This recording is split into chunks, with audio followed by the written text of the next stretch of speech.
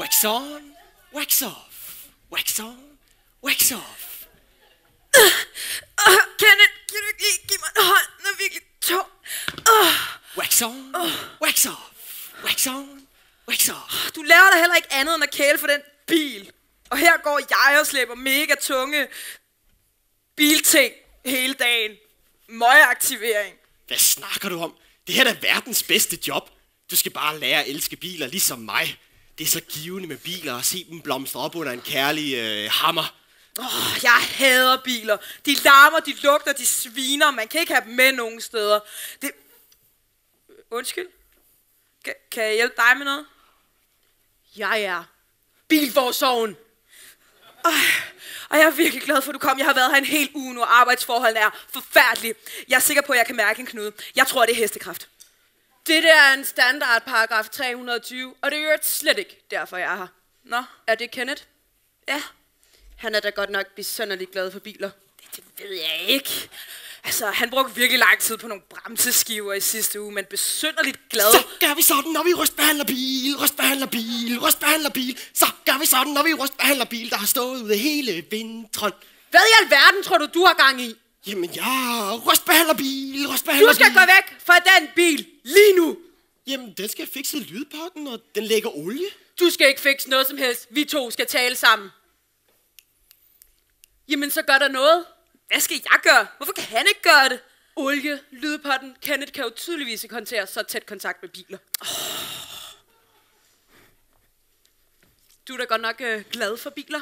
Jamen, jeg elsker biler. Det er virkelig mit kald her i livet at hjælpe dem godt på vej. Blind vej, landevej, stille vej, motorvej. Fru Bilforsorg, det er en helt umulig arbejdsstilling. Er du nogensinde alene med dem?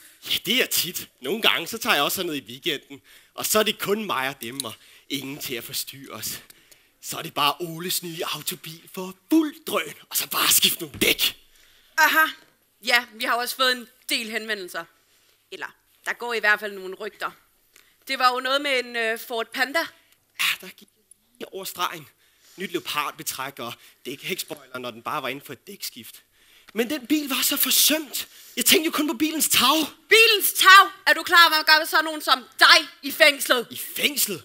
For leopardbetræk?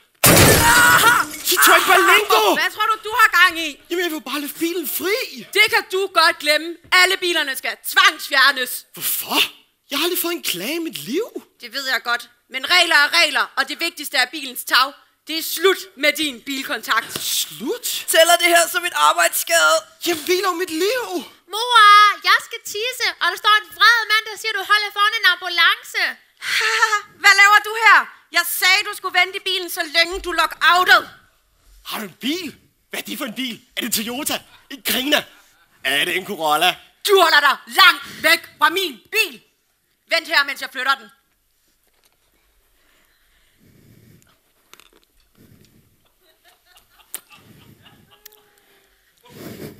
Nå, så er det kun os to, op.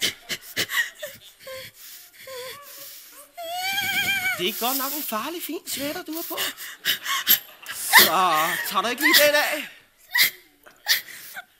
Ja, så skynd dig dog lidt. Din mor kommer lige om lidt. Og vi skulle gerne lige nå at voksbehandle bil, voksbehandle bil, voksbehandle bil.